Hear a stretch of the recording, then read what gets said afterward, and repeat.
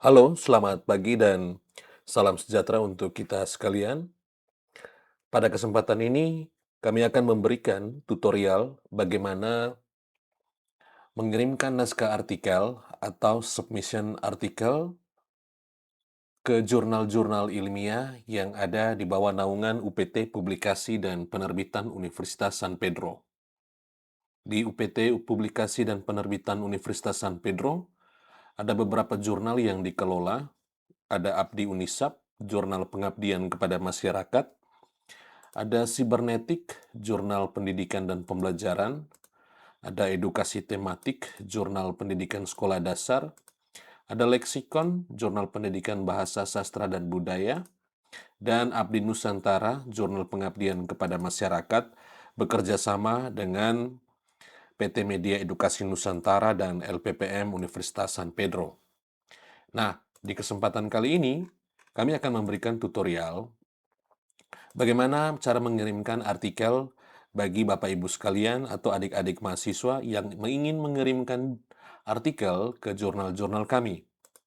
Nah, hal paling pertama yang perlu diperhatikan adalah silakan kunjungi jurnal yang dituju, sesuaikan dengan naskah artikelnya, entah itu artikel penelitian pendidikan di sekolah dasar, artikel penelitian pendidikan di bidang sekolah dasar, di bidang bahasa, sastra dan budaya, atau artikel di bidang pengabdian kepada masyarakat.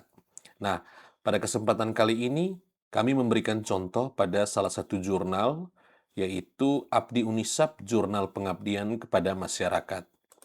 Yang perlu diperhatikan paling pertama adalah, perhatikan dulu, di laman jurnalnya itu adalah pedoman penulis. Ini yang perlu diperhatikan. Biasanya Bapak Ibu, adik-adik mahasiswa eh, langsung mengirimkan artikel dengan template yang sudah disesuaikan, tetapi belum membaca sebaik-baiknya terkait dengan pedoman penulis. Harus dibaca dulu sehingga bisa memahami apa yang harus diisi atau yang disajikan di dalam naskah artikel. Setelah membaca pedoman penulis, silakan download template artikelnya, bisa di bagian menu di sidebar ini, atau juga di bagian bawah, itu juga terlihat. Di semua halaman jurnal itu ada template artikelnya yang sudah ditampilkan dan bisa diunduh untuk disesuaikan dengan naskah Bapak, Ibu, dan adik-adik mahasiswa sekalian. Nah, download dulu template artikelnya. Setelah di-download, kemudian dibuka. Berikut ini saya buka salah satu contoh dari template artikel Abdi Unisap. Gitu. Di sini sudah diberikan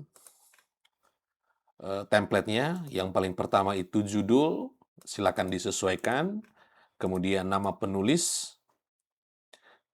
asal institusi penulis, alamat email aktif dari penulis 1, penulis 2, dan seterusnya. Nomor handphone WA. Nomor handphone atau WA ini sebenarnya untuk kepentingan korespondensi, tidak untuk dipublikasikan. Diisi semua dulu, sesuaikan dengan template ini. Kata kunci pun juga diisi. Kalau history artikel dibiarkan saja, tidak usah diisi. Abstrak pun juga wajib diisi. Silakan dibaca pedomannya atau panduannya. Perhatikan yang di bold hitam itu adalah inti dari bagian abstrak. Sisanya itu nanti disesuaikan. Lalu kemudian kata kunci maksimal itu adalah 5 kata kunci. Pendahuluan silakan lihat di bagian yang di bold itu yang paling penting. Latar belakang sampai pada manfaat yang disajikan pada bagian pendahuluan. Metode pelaksanaan, hasil dan pembahasan, penutup, ucapan terima kasih, ini bersifat opsional, daftar pustaka, lihat contohnya, wajib mengikuti contohnya. Nah, setelah disesuaikan naskah artikelnya itu dengan template dari Abdi Unisap atau dengan template mana-mana sajalah, misalnya dengan Sibernetik, Edukasi Tematik, Leksikon, atau Abdi Nusantara. Kalau sudah disesuaikan, selanjutnya kunjungi laman website Abdi Unisap atau Sibernetik atau Edukasi Tematik. Lalu kemudian di bagian pojok kanan atas, kalau belum memiliki akun, Di jurnal kami, silakan lakukan register dulu. Silakan klik register. Lalu, di sini silakan masukkan, silakan mengisi formnya. Yang paling pertama itu adalah nama depan dan nama tengah. Sebaiknya seperti itu. Misalnya, saya contohkan saja, Konradus Sylvester. Lalu family name-nya ini marganya Jenahut. Kalau misalnya nama penulis pertama itu sebagai penulis korespondensi, itu cuman satu kata, misalnya Sylvester, maka di family name-nya juga ditulis atau diisi Sylvester. Gitu ya. Oke, saya kembalikan seperti ini, Konradus Sylvester Jenahut. Affiliation-nya misalnya universitas, nama perguruan tingginya misalnya Universitas San Pedro. Lalu country-nya Indonesia. Emailnya di sini harus memasukkan email aktif sehingga nanti ada notifikasi proses editorialnya itu ke alamat email yang sudah didaftarkan dan juga akan dipakai untuk reset password, login dan sebagainya. Misalnya saya masukkan emailnya itu saya masukkan misalnya ini contoh saja coding.sil@gmail.com. Username-nya silakan digunakan saja. Username-nya itu mau dipakai seperti apa, tetapi dengan ketentuan semuanya itu ditulis dengan huruf kecil semua. Tidak seperti ada kapital di awal atau ada tanda underscore, titik, dan sebagainya itu tidak boleh. Misalnya, saya pakai seperti ini, Sylvester. Jadi huruf kecilnya semua. Boleh menambah misalnya 261190, contoh. Passwordnya silakan disesuaikan saja yang bisa dihafal dan diingat oleh Bapak, Ibu, dan adik-adik mahasiswa. Lalu dimasukkan lagi, repeat passwordnya, diulangi lagi. Pastikan sudah terisi dengan benar, lalu klik di centang dua ini. Kemudian dicentang lagi, I'm not a robot. Kemudian kita pilih, lalu kita verify. Oke, kalau sudah seperti ini, silakan klik register. Nah, kalau sudah seperti ini, berarti registrasi sudah berhasil dan ada tampilan make a new submission, edit my profile, continue browsing. Karena tujuan kita adalah mengirimkan naskah artikel, maka kita pilih make a new submission. Di jurnal-jurnal kami mewajibkan memasukkan nomor handphone atau nomor WhatsApp. Tidak akan dipublikasikan karena ini hanya untuk kepentingan korespondensi atau proses editorial antara editor, tim editor, dan penulis. Jadi hanya digunakan untuk proses editorial, tidak untuk dipublikasikan. Silakan masukkan nomor handphone yang bisa dihubungi. Misalnya saya masukkan nomor handphone, misalnya saya masukkan salah satu contoh nomor handphone. Lalu kemudian di bagian submission requirements itu diperhatikan baik-baik, dibaca dulu sebelum dicentang. Naskah artikel yang dikirimkan kepada redaksi belum pernah dimuat atau tidak sedang diajukan untuk dimuat pada media publikasi lainnya. Dicentang, naskah artikel yang dikirimkan dalam bentuk file Microsoft Word, jangan yang PDF ya. Tim editor di jurnal kami itu tidak bisa memproses karena ada yang mengirimkannya dalam bentuk PDF, wajib Word. Sudah diketik sesuai dengan artikel template Abdi Unisab yang tadi saya contohkan. Artikel sudah diketik menggunakan bahasa Indonesia ragam ilmiah. Panjang artikel maksimal 10-18 halaman. Sudah menyajikan 10 komponen artikel dari judul, identitas penulis, abstrak, kata kunci, pendahuluan, metode, dan sebagainya. Kemudian yang terakhir, saya telah membaca, memahami, dan menyetujui seluruh ketentuan dalam pernyataan komitmen penulis. Nah, pernyataan komitmen penulis ini penting, sehingga nanti Bapak, Ibu, dan adik-adik mahasiswa bisa melihat. Ini ada di bagian sidebar, silakan diklik pernyataan penulisnya. Ini mengatur tentang komitmen penulis, kemudian sanksi, larangan, dan sebagainya, yang kemudian bisa menjadi bahan pertimbangan sebelum Bapak Ibu dan adik-adik mahasiswa mengirimkan naskah artikel ke jurnal-jurnal kami. Nah, kalau sudah membaca dan sudah menyetujui, kemudian di form berikut, comment for editor, ini bisa tidak diisi atau boleh diisi. Kalau diisi, misalnya yang terhormat, misalnya ya, yang terhormat, Bapak Ibu, tim editor, berikut kami kirimkan naskah artikel kami. Terima kasih. Nah, boleh atau tidak diisi juga tidak apa-apa. Kemudian koresponden kontak, ini penulis pertama atau penulis korespondensi itu akan menjadi penanggung jawab untuk menerima notifikasi pemberitahuan dari tim editor melalui email dan juga WhatsApp.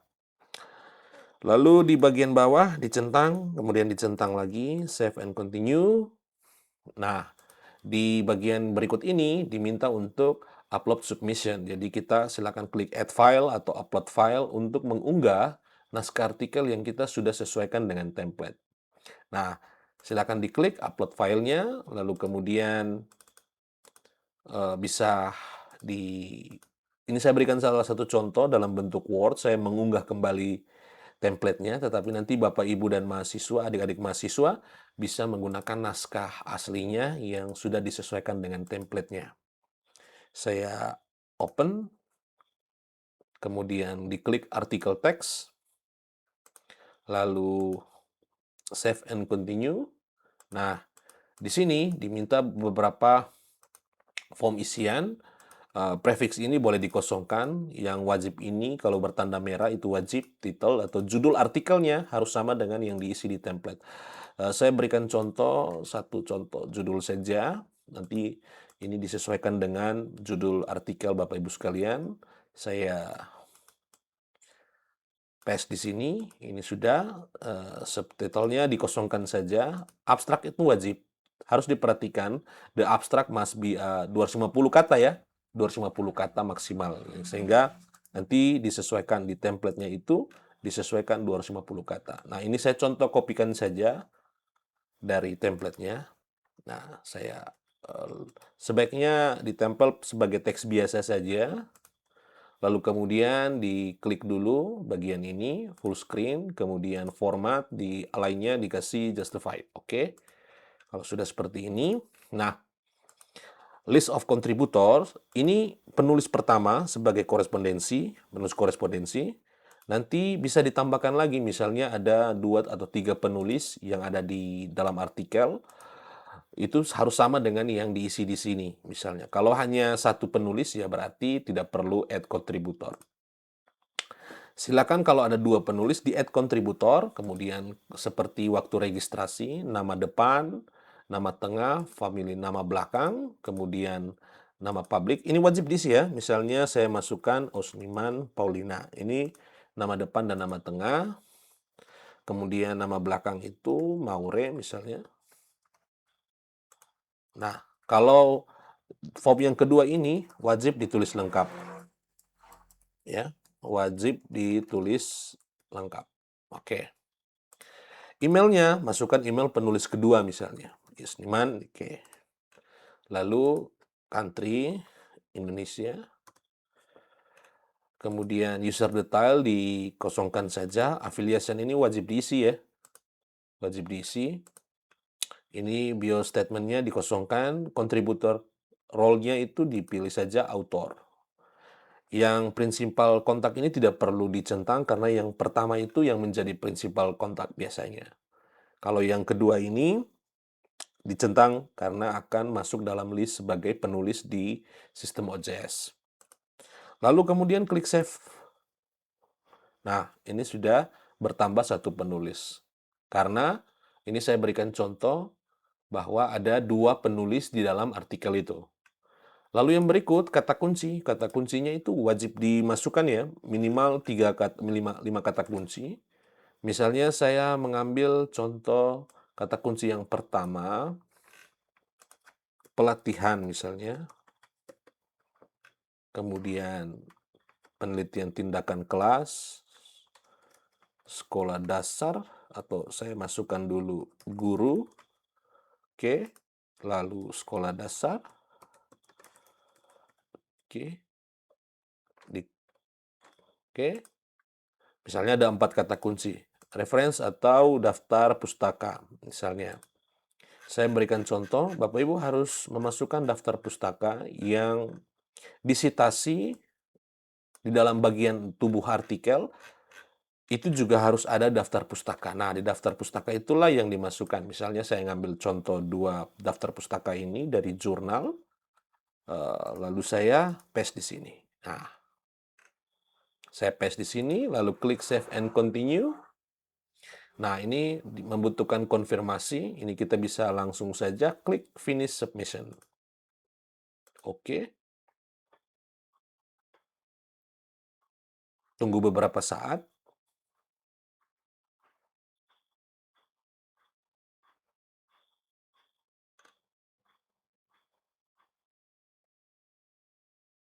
Nah, kalau sudah seperti ini, di bagian kanan ini notifikasi di skip saja, tidak usah dipedulikan.